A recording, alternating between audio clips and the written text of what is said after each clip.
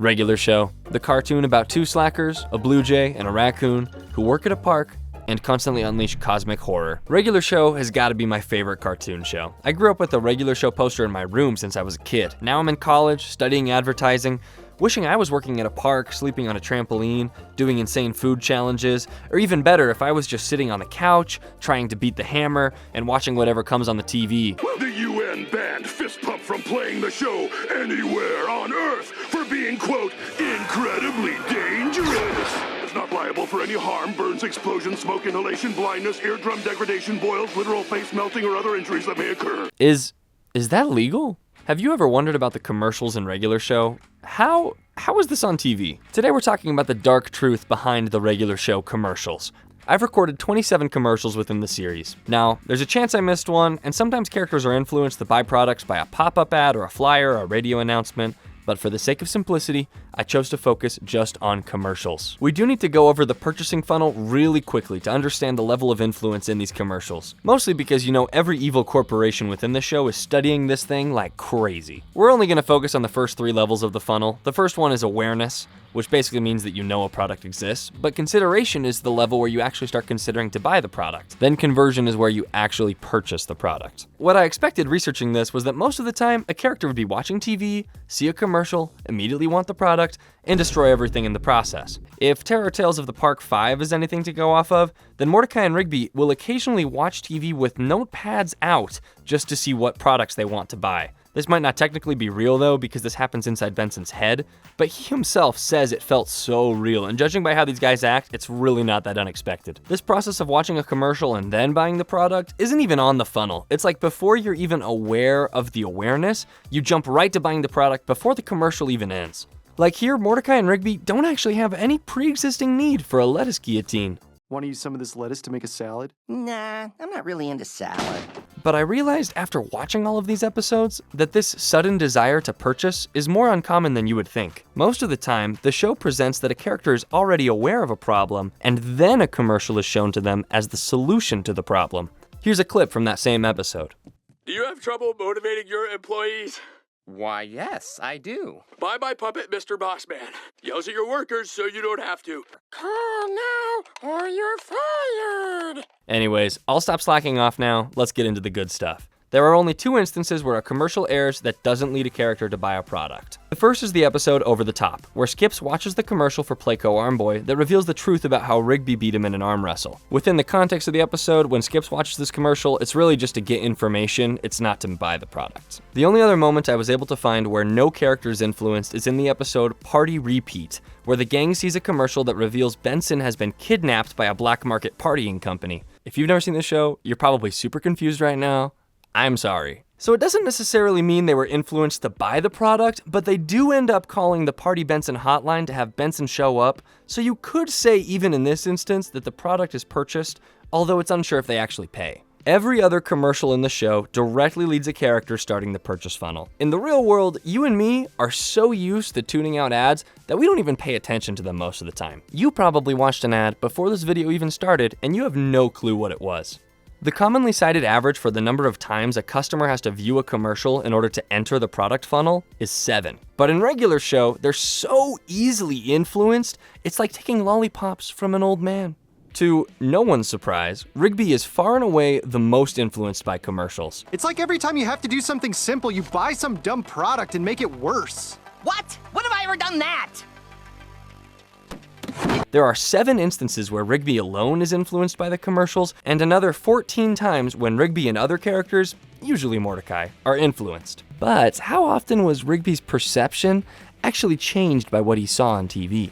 Of the 21 commercials that influenced Rigby in the series, 11 of them show Rigby watching a commercial and then immediately wanting the product. Probably the best example is The Excellent Challenge, where Rigby watches a commercial and then becomes so driven to get a trucker hat that he almost dies. What would you like, sir? Bring me the omelet.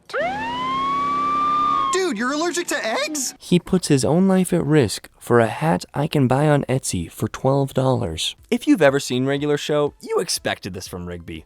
What was surprising to me is that almost equally likely, Rigby is already in need of something when the commercial is shown. This functions more as a means to an end rather than an immediate need for a new product. This is what happens in the episode Wall Buddy.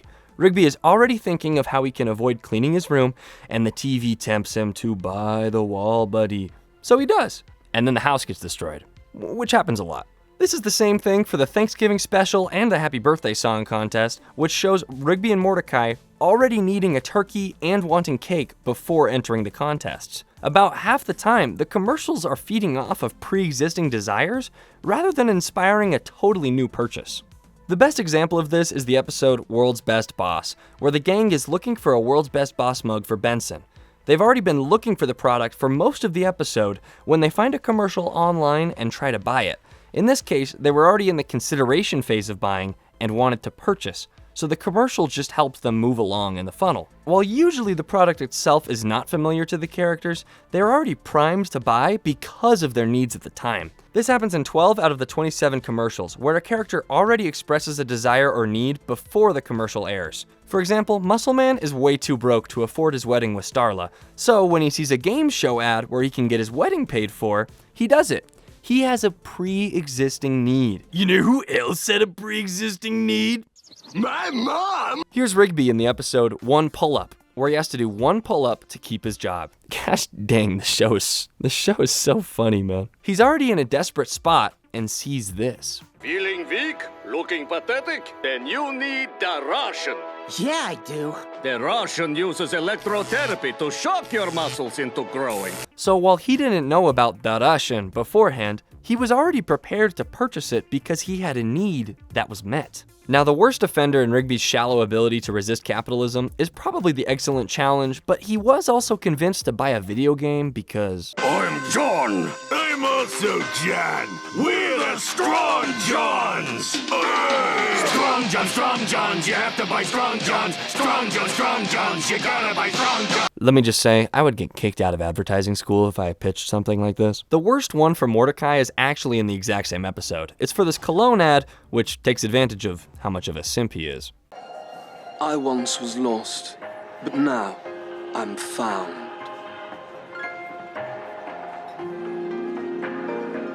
Dude time for man. What kind of loser would want a bunch of chicks tearing their clothes off? Dude, I'm buying that cologne. After Mordecai buys and wears the cologne, and that's underselling it because it legit engulfs him in a scented cloud, these unicorn bros show up and start wanting to hang out with Mordecai and Rigby. But then they trash the house, hurt their relationship, before they get tricked into drag racing and Benson blows them up. That's the only way to get rid of unicorns. Some of these products actually get kind of dangerous. There's times like this one in Lunch Break where Mordecai and Rigby are trying to eat cereal to get a prize in one of the boxes, and they get hospitalized because... A lot of people don't realize this, but our cereal is borderline poison. Now, sign this waiver so we don't get in trouble. Then, as mentioned earlier, the Mr. Bossman dummy tries to kill Benson because he wants to be the manager. Or, again, that World's Best Boss mug that literally comes with a gang of office employees who start beating up the main cast. These products are clearly harmful and should, be sued immediately. There are real consequences from the products that these ads are selling. But how often are the products actually bad? Was Dude Time really a harmful product? I mean, we know it's misogynistic and lame, but is it really Dude Time's fault that the guys get tricked by unicorns? That's not a product defect, that's just a Tuesday in advertising. Are the products and services in the commercials actually harmful? And this will shock you after seeing the sentient doll murderer and the poison cereal, but for most of them, the answer is no. Things like the Excellent Challenge are actually dangerous, yes. I mean, we see the skeleton of a guy who previously tried to get the hat in the restaurant. But then again, there's commercials like Strong Johns, you gotta buy Strong Johns. which are just super lame, but it's not harmful. In that one pull-up episode, we see Rigby use the Russian to do a pull-up, which leaves him super ripped and he can't really control his body. So it seems like the product is super dangerous, but it only did this because Rigby used it the wrong way. Do not operate the Russian for more than 10 minutes a day. He didn't follow directions, and that's why it became harmful. This is the truth of the commercials shown within the series. Mordecai and Rigby too often take their pursuit of the products to the extreme, and that's what makes them harmful. Think about the Wall Buddy. Rigby asks it to draw a line on the floor. It does. Then he asks it to keep his side clean. It does. Then he overloads its CPU with so many contradictory commands that it shorts out and destroys the house. WallBuddy worked. Rigby treated a simple robot like an all-powerful problem solver. That's not a faulty product. That's user error on an apocalyptic scale. Check the list. Carter and Briggs. The guys enter a donut contest and spin so hard in the final round they create a vortex that destroys the whole stadium. Not the contest's fault. Party Pete. The guys order Party Pete to make their party awesome and convince him to stay with soda that they eventually use to blow him up. Not Party Pete's fault. Best burger in the world. They create holograms to distract Benson so they can eat burgers, but the holograms turn on them and become violent. Not the burger truck's fault. Caffeinated coffee tickets. This one has to be the worst one because the villains here are literally not even villains. They just want to see the fist pump concert. Mordecai and Rigby sign a contract that they don't understand, they don't fulfill their end of the deal, and then they steal their tickets. Not their fault. Seriously, for most of these products, there is nothing harmful about the product. It's literally a Thanksgiving song contest, or a happy birthday song contest, or just a lame toy or a burrito or a lettuce guillotine, which I mean could actually be harmful if it's used the wrong way, but it literally saves them from an evil boss dummy. Even episodes like Peeps, where Benson orders a giant eyeball to watch over the employees, show that the products are not actually dangerous. Yes, Peeps turns harmful, but it's exactly what Benson wanted. He literally signs a contract and upgrades his plan with the company multiple times to get to this point where the product is harmful. And he only gets there because of not reading the contract. Out of the 27 commercials, only 11 would actually be considered promoting a harmful product or service. And it really depends on how you define harmful, because yes, things like Party Benson are part of an underground party cloning ring, but Party Benson as a service is actually not harmful to the customer. Okay, to be totally fair, if 40% of commercials that we saw on TV in the real world were harmful, that would be awful. But for a world that lets a toy company blow up the moon for the trademark on their action figures, I don't think 40% is that bad. The dark truth of regular show's commercials isn't that they're all selling evil products, because only 11 out of 27 are clearly harmful. The truth is that Mordecai and Rigby are the perfect consumer. I'm buying that cologne. Yeah, that's exactly Dude, what we I have need. to win that hat. Come on, dude, we have to do this. Totally gotta enter it so we can waste those losers and win that Need glove! that. I just need you to sign the contract. And it's still free, right? Mm-hmm. Nice. They don't do research, they don't read the contract, they obsess over a product, skip directly past consideration, and push the product so far past its intended use that it has no choice but to break reality. The product isn't the problem, the consumer is. More often than not, the commercials promote a product or contest that might be weird or dumb, but they're not harmful. What makes them harmful is how the characters try to get the product or how they compete in the contest. Jumping through the purchase funnel without actually doing the research to consider the product is what causes the harm. The problem comes from obsessing over something so much that you put lives at risk just to obtain it. The real danger behind the product is often not the product at all, but how the characters obtain and use it. That's the dark truth of the regular show commercials. For the majority of them, they are regular. Apart from the extreme food challenges, underground party cloning rings, and the misogyny. Actually, yeah, I mean, I guess pretty regular. It takes a responsible consumer to recognize harmful or dangerous products and use their own discretion on what to buy. So, read the fine print, know what you're buying, and be excellent to each other. Thanks for watching.